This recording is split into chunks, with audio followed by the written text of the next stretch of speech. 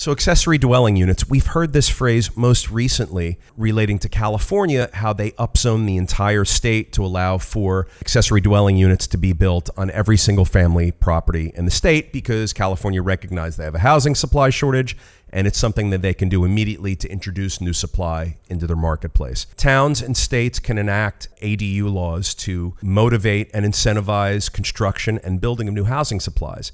It's going to have an impact. It's not going to massively move the needle, but you got to do it. It's like part of the entire recipe of things that you have to do to really make a difference. Governments can take those actions and kick this thing in the ass. ADUs it's really so easy to do that because you don't have to do anything except permit ADUs. Like you don't have to bond anything or figure out money or just allow it. So that's one way to attack our supply shortage.